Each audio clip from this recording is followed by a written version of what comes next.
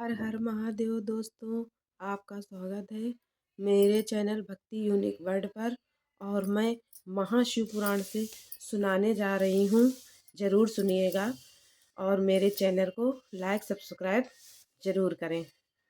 कृपया like subscribe ज़रूर करें। कृपया लाइक सब्सक्राइब ज़रूर करें।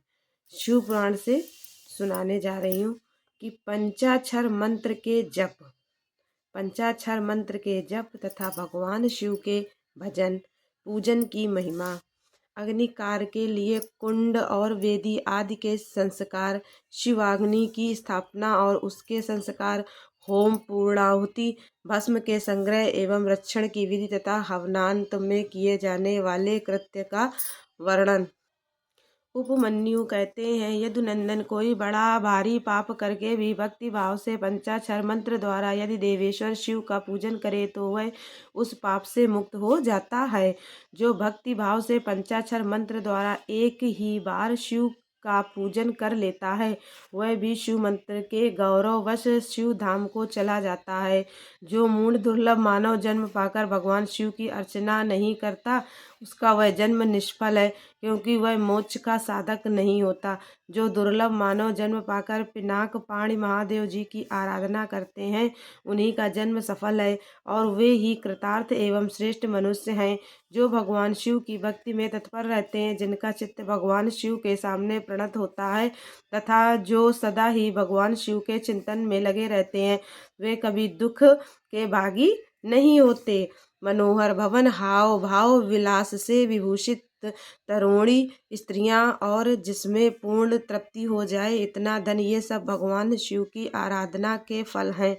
जो देवलोक में महान भोग और राज्य चाहते हैं वे सदा भगवान शिव के चरणाविंदों का चिंतन करते हैं। सौभाग्य, कांतिमान रूप, बल, त्याग, दया भाव, शूरता और विश्व में विख्याति, ये सब बातें भगवान शिव की पूजा करने वाले लोगों के ही सुलभ होते हैं।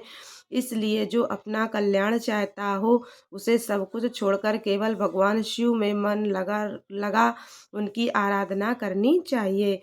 जीवन बड़ी तेजी से जा रहा है, जवानी शीघ्रता से बीती जा रही है और रोग तीव्र गति से निकट आ रहा है। इसलिए सबको पिनाक पाणि महादेव जी की पूजा करनी चाहिए जब तक मृत्यु नहीं आती है, जब तक वृद्धावस्था का आक्रमण नहीं होता है, जब तक इंद्रियों की शक्ति क्षीण नहीं हो जाती है, तब तक ही भगवान शंकर की आराधना कर लो। भगवान शिव की आराधना के समान दूसरा कोई धर्म तीनों लोकों में नहीं है। अब मैं अग्निकार का वर्णन करूँगा। कुंड में स्थंडलपुर वेदी, स्थंडल पर वेदी में लोहे के भवन पात्र में या नूतन सुंदर मिट्टी के पात्र में विधि पूर्वक अग्नि की स्थापना करके उसका संस्कार करें।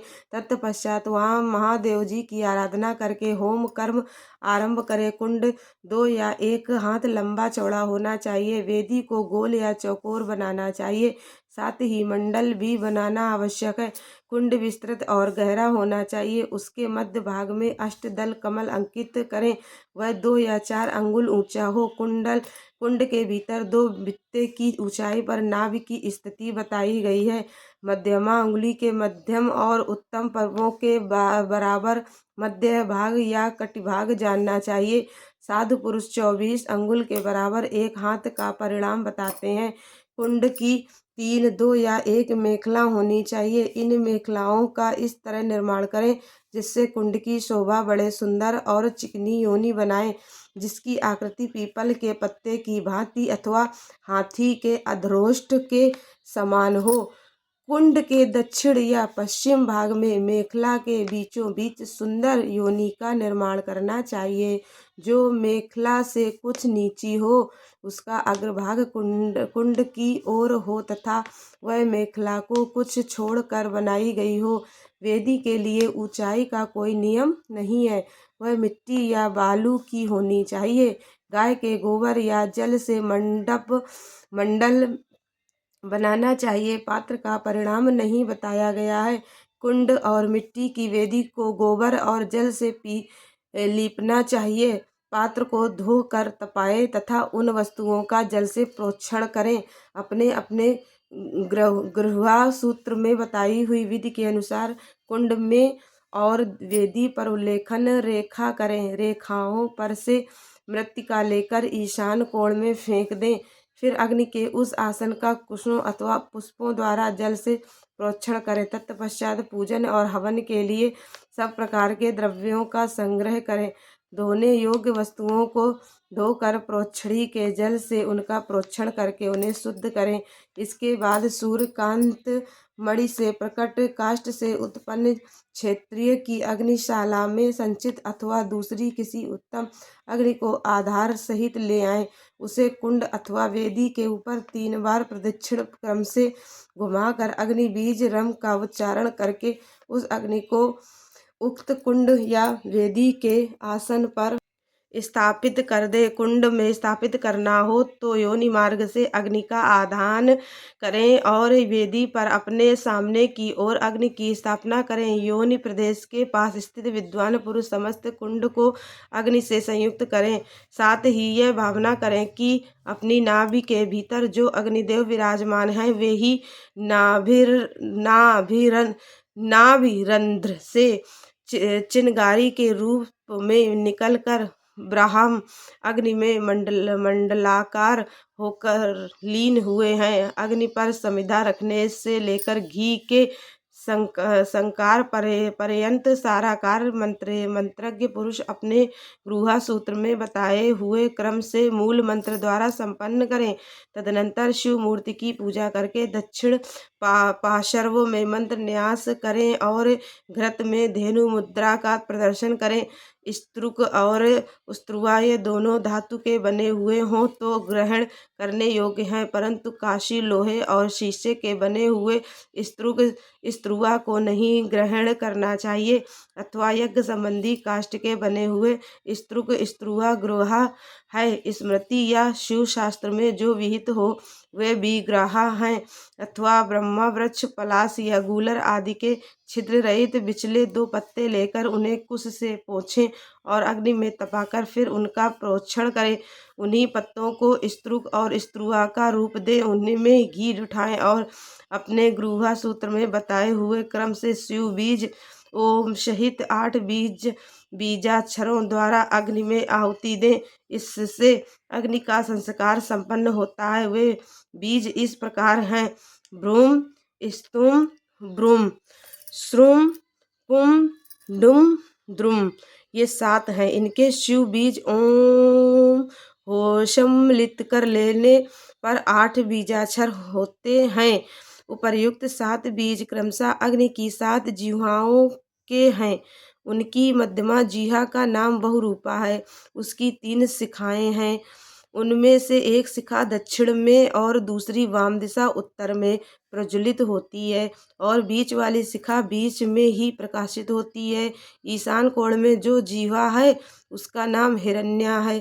पूर्व दिशा में विद्यमान जिह्वा कनका नाम से प्रसिद्ध है। अग्नि कोण में रक्ता, नैऋत्य कोण में कृष्णा और वायव्य कोण में सुप्रभा नामक की जिह्वा प्रकाशित होती है। इनके अतिरिक्त पश्चिम में जो जिह्वा प्रज्वलित होती है उसका नाम मरुत है। इन सब की प्रभा अपने अपने नाम के अनुरूप है। अपने अपने बीज के अनंतर क्रमशः इनका नाम लेना चाहिए और नाम के अंत में स्वाहा का प्रयोग करना चाहिए। इस तरह जो जिह्वा मंत्र बनते हैं उनके द्वारा क्रमशः प्रत्येक जिह्वा के लिए 1-1 घी की आहुति दें, परंतु मध्यमा की 3 जिह्वाओं के लिए 3 आहुतियाँ दें। कुंड के मध्य भाग में रम व्यय स्वाहा बोलकर 3 आहुतियाँ दें। ये आहुतियाँ घी अथवा समिधा से देनी चाहिए। आहुति देने के पश्चात अग्नि में जल का सेचन करें। ऐसा करने पर वह अग्नि भगवान शिव की हो जाती है। फिर उसमें शिव के आसन का चिंतन करें और वहाँ अर्धनारीश्वर भगवान शिव का आवाहन करके पूजन करें। पाद्य अर्घ आदि से लेकर दीपदान पर्यंत पूजन करके अग्नि का जल से प्रोक्षण करें। तत्पश्चात समिधाओं की आहुति दें। वे समिधाएं पलाश की या गूलर आदि दूसरे यज्ञीय वृक्ष की होनी चाहिए। उनकी लंबाई 12 अंगुली अंगुली की हो, समिधाएं टेढ़ी न हो, स्वतः सूखी हुई भी न हो, उनके छिलके न उतरे हो तथा उन पर किसी प्रकार की चोट न हो। सब समिधाएं एक सी होनी चाहिए। 10 अंगुली लंबी समिधाएं भी हवन के लिए विहित हैं। उनकी मोटाई कनिष्ठिका अंगुली के समान होनी चाहिए अथवा प्रादेश मात्र अंगूठे से लेकर तर्जनी पर्यंत लंबी समिधाएं उपयोग में लानी चाहिए। यदि उपयुक्त समिधाएं न मिले तो जो मिल सके उन सबका ही हवन करना चाहिए। समिधा हवन के बाद घी की आहुति दें। घी की धारा दूर्वा दल के समान पतली और 4 अंगुली लंबी हो। उसके बाद अन्न की आहुति देनी चाहिए जिसका प्रत्येक ग्रास 16 मासे के बराबर हो। लावा, सरसों, जौ और तिल इन सब में घी मिलाकर यथासंभव वत्स, लोहा और चौष्यका का भी मिश्रण करें तथा इन सब की यथाशक्ति 10, 5 या 3 आहुतियाँ दें अथवा एक ही आहुति दें। श्रुत्वा से समिधा से स्त्रुक से अथवा हाथ से आहुति देनी चाहिए। इसमें भी दिव्य तीर्थ से अथवा ऋषि तीर्थ से आहुति देने का विधान है। यदि उपर्युक्त सभी द्रव्य न मिले तो किसी एक ही द्रव्य से श्रद्धा पूर्वक आहुति देनी चाहिए।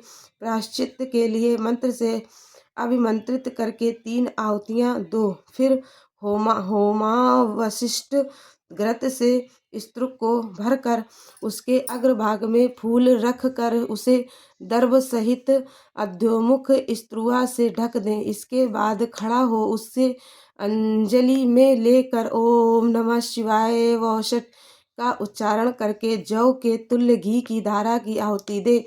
इस प्रकार पूर्णाहुति करके अग्नि में पूर्ववत जल का छींटा दे। तत्पश्चात देवेश्वर शिव का विसर्जन करके अग्नि की रक्षा करें। फिर अग्नि का भी विसर्जन करके भावना द्वारा नाभि में स्थापित करके नित्य यजन करें अथवा शिव शास्त्र में बताई हुई पद्धति के अनुसार वागीश्वरी के गर्भ से प्रकट हुए अग्निदेव को जलाकर विधिवत संस्कार करके उनका पूजन करें। फिर समिधा का आधान करके सब ओर से परिधियों का निर्माण करें। इसके बाद वहां 2-2 पात्र रखकर शिव का यजन करके प्रोक्षाणी पात्र का शोधन करें। उस पात्र के जल से पूर्वोक्त वस्तुओं का प्रोक्षण करके जल से भरे हुए प्रणीता पात्र को ईशान कोण में रखें। घी के संस्कार का सारा कार्य करके स्त्रुक और स्त्रुआ का संशोधन करें। तदनंतर पिता शिव द्वारा माता वागीश्वरी का गर्भाधान, पुंसवन और सीमंतोन्नयन संस्कार करके प्रत्येक संस्कार के निमित्त पृथक पृथक आहुति दें और गर्भ से अग्नि के उत्पन्न होने की भावना करें। उनके 3 पैर, 7 हाथ, 4 सींग और 2 मस्तक हैं। मधु के समान पिंगल वर्ण वाले 3 नेत्र हैं। सिर पर जटाजूट और चंद्रमा का मुकुट है। उनकी अंग कांति लाल है। लाल रंग के ही वस्त्र, चंदन, माला और आभूषण उनकी शोभा बढ़ाते हैं। सब लक्षणों से संपन्न यज्ञोपवीत धारी तथा त्रिगुण मेखला से युक्त हैं। उनके दाएं हाथों में शक्ति है, स्त्रुग और स्त्रुआ है तथा बाएं हाथों में तोमर, ताड़का, पंखा और घी से भरा हुआ पात्र है। इस आकृति में उत्पन्न हुए अग्निदेव का ध्यान करके उनका जात कर्म संस्कार करें। तत्पश्चात नाला छेदन करके सूतक की शुद्धि करें। फिर आहुति देकर उस शिव संबंधी अग्नि का रुचि नाम रखें। इसके बाद माता पिता का विसर्जन करके चूणा कर्म और उपनयन आदि से लेकर चूणा कर्म और उपनयन आदि से लेकर आप तो पर्यंत संस्कार करें। तत्पश्चात घृत धारा आदि का होम करके स्विष्ट कृत और करें। इसके बाद रम बीज का उच्चारण करके अग्नि पर जल का छींटा डालें। फिर ब्रह्मा, विष्णु, शिव, ईश, लोकेश्वरगण और उनके अस्त्रों का सब और क्रमशः पूजन करके धूप दीप आदि की सिद्धि के लिए अग्नि को अलग निकालकर कर्म विधि का या ज्ञाता पुरुष पुनः घृत युक्त पूर्वोक्त होम द्रव्य तैयार करके अग्नि में आसन की कल्पना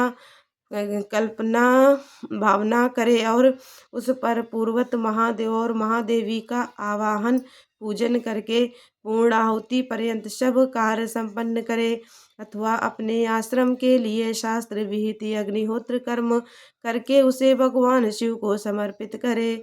शिवाश्रमी पुरुष इन सब बातों को समझकर होम कर्म करें। इसके लिए दूसरी कोई विधि नहीं है। शिवाग्नि का भस्म संग्रहणीय है। अग्निहोत्र कर्म का भस्म भी संग्रह करने के योग्य है। वैवाहिक अग्नि का भस्म भी जो परिपक्व पवित्र एवं सुगंधित हो संग्रह करके रखना चाहिए। कपिला गाय का वह गोबर जो गिरते समय आकाश में ही दोनों हाथों पर रोक लिया गया हो उत्तम माना गया है। वह यदि अधिक गीला व अधिक कड़ा ना हो, दुर्गंध युक्त हो और सूखा हुआ ना हो तो अच्छा माना गया है।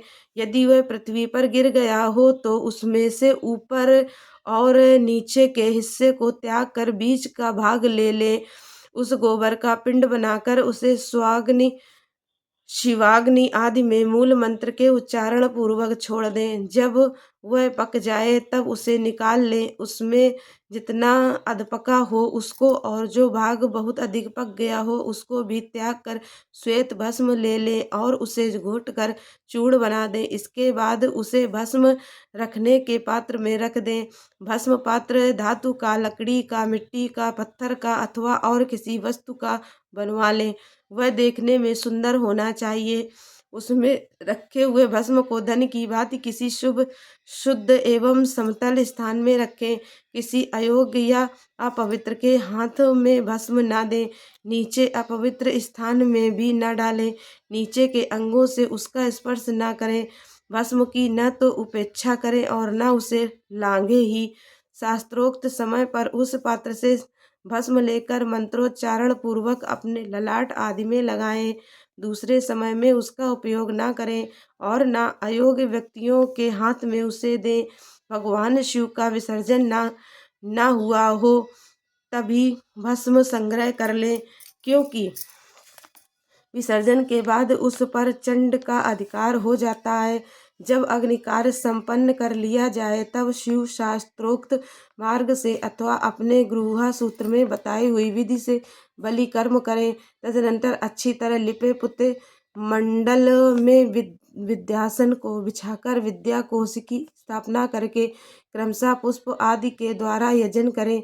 विद्या के सामने गुरु का भी मंडल बनाकर वहां श्रेष्ठ आसन रखें और उस पर पुष्प आदि के द्वारा गुरु की पूजा करें। तदनंतर पूजनीय पुरुषों की पूजा करें और भूखों को भोजन कराएं। इसके बाद स्वयं सुखपूर्वक शुद्ध अन्न भोजन करें। वह अन्न तत्काल भगवान शिव को निवेदित किया गया हो अथवा उनका प्रसाद हो, उसे आत्मशुद्धि के लिए श्रद्धा पूर्वक भोजन करें और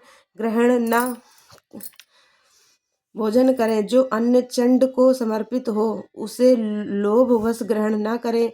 गंध और पुष्पमाला आदि जो अन्य वस्तुएं हैं उनके लिए भी यह विधि समान ही है, अर्थात चंड का भाग होने पर उन्हें ग्रहण नहीं करना चाहिए। वहाँ विद्वान पुरुष मैं ही शिव हूँ ऐसी बुद्धि न करें। भोजन और आचमन करके शिव का मन ही मन चिंतन करते हुए मूल मंत्र का उच्चारण करें। शेष समय शिव शास्त्र की कथा के श्रवण आदि योग कार्यों में